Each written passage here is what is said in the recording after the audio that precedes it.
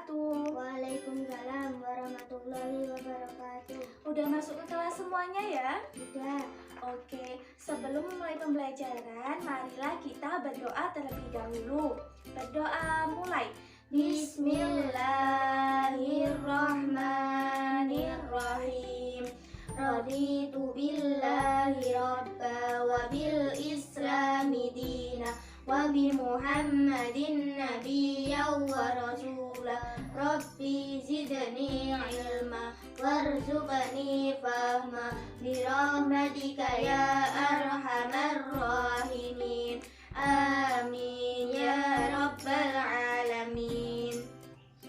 Oke, selanjutnya Ibu absen terlebih dahulu ya. Zidan. Oke, masuk semuanya ya. Ya. Nah, sebelumnya Ibu mau tanya, pelajaran pada minggu kemarin kalian masih ingat? Masih. Oke, tentang apa? Zakat fitrah, Oke, membahas tentang apa saja? pengertian dan rukun.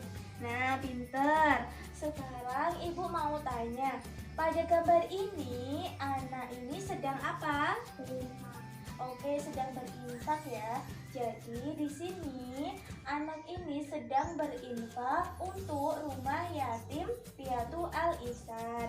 Sehingga materi kita pada pertemuan pada pagi hari ini akan membahas tentang infak. Udah siap semuanya ya untuk mengikuti pembelajaran pada pagi hari ini? Sudah. Oke. Nah, yang pertama kali kita akan membahas pengertian menurut bahasa dan pengertian menurut istilah. Yang kedua yaitu dari infak menurut Al-Qur'an dan hadis. Nah, di sini udah Ibu tulis berdasarkan Al-Qur'an surat Al-Imran ayat 92 dan hadis. Nah, di dalam Al-Qur'an itu banyak sekali, tetapi di sini Ibu contohkan satu. Nah, yang pertama, pengertian menurut bahasa, ada yang tahu apa tidak? Oh, belum. Nah, menurut bahasa artinya membelanjakan atau menafkahkan. Udah paham? Oke, kalau menurut istilah itu memberikan sebagian harta yang dimiliki di jalan Allah. Nah, dari pengertian di sini ada yang ditanyakan? Oke, lanjut kita ke dalil. Yang pertama menurut Al-Qur'an. Ibu tulis surat Al-Imran ayat 92. Nanti kita baca bersama-sama. Selanjutnya satu persatu membaca. Kita baca bersama-sama. Bismillahirrahmanirrahim. Lan tanalul birra hatta tunfiqu mimma tuhibbun wa ma tunfiqu min syai'in fa innallaha bihi alim. Oke, ini berdasarkan Al-Qur'an. Selanjutnya berdasarkan hadis. Bismillahirrahmanirrahim. Anfiq yabna adama yunfiq alaika. Oke, coba Mas Zidan membaca mulai dari yang menurut Al-Qur'an. Bismillah dulu. Bismillahirrahmanirrahim. Oke. Lan tanalul birra hatta tunfiqu mimma tuhibbun wa ma tunfiqu min syai'in fa innallaha bihi alim. Oke, udah pintar. Selanjutnya berdasarkan hadis. Bismillahirrahmanirrahim.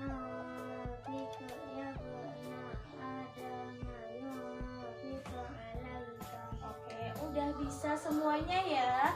Ada yang ditanyakan apa tidak mengenai pengertian dan dalil Al-Quran? Oke, nah untuk materi yang kedua akan membahas tentang hukum infak, rukun infak, dan syarat infak. Nah, hukum infak ini terdapat 4 hukum. Yang pertama, infak wajib. Maksudnya, infak wajib ini berarti hukumnya wajib untuk mengeluarkannya, seperti membayar zakat, membayar mahar pengantin, menafkahi istri yang ditalak dan masih masa iddah. Nah, yang kedua yaitu infak sunnah. Infak sunnah ini berarti hukumnya sunnah untuk mengeluarkannya, seperti infak untuk berjuang di jalan Allah, infak untuk kepentingan umum, infak untuk menolong orang yang terkena musibah. Ini termasuk infak sunnah. Nah, yang ketiga, infak mubah. Mubah artinya boleh. Berarti hukumnya infak mubah ini boleh untuk mengeluarkannya, seperti hadiah, seperti hibah, dan lain-lain banyak lagi. Yang terakhir yaitu infak haram. Maksudnya infak haram ini berarti hukumnya haram untuk mengeluarkannya, seperti infak orang non-muslim untuk menghalangi syiar Islam, dan bisa juga contohnya infak tidak karena Allah, itu termasuk infak yang hukumnya haram. Yang kedua, rukun infak. Rukun infak yang pertama yaitu pemberi infak, namanya munfik. Yang kedua, penerima infak, disebut munfik lahu, nama lainnya. Nah, yang ketiga, barang yang diinfakkan. Yang terakhir yaitu penyerahan atau ijab qabul.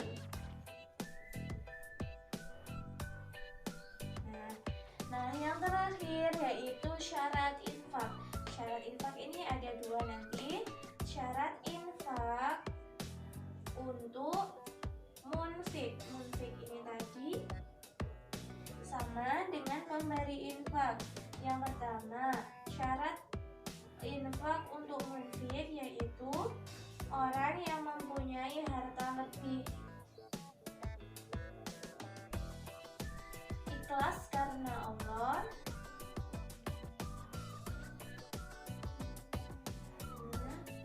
yang ketiga tidak menyebut-nyebutkan infak yang telah diberikan.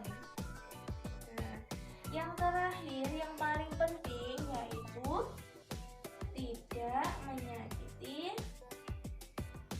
perasaan penerima infak. Nah, sedangkan syarat yang kedua yaitu barang yang diinfakkan. Nah, yang pertama, barang tersebut boleh dibelanjakan. Yang kedua yaitu terpilih. Yang ketiga, dapat diperjualbelikan.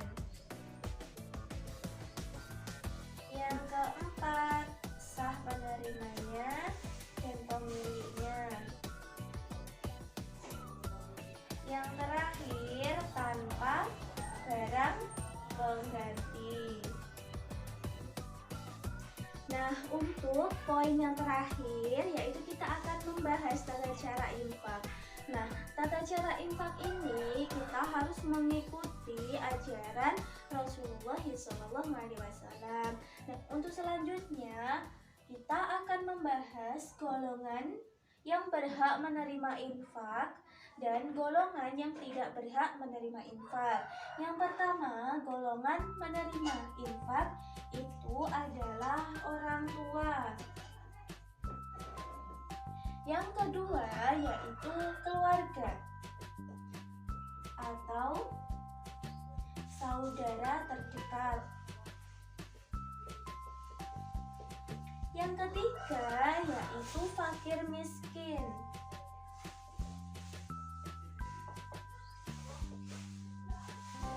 Yang keempat, yatim piatu.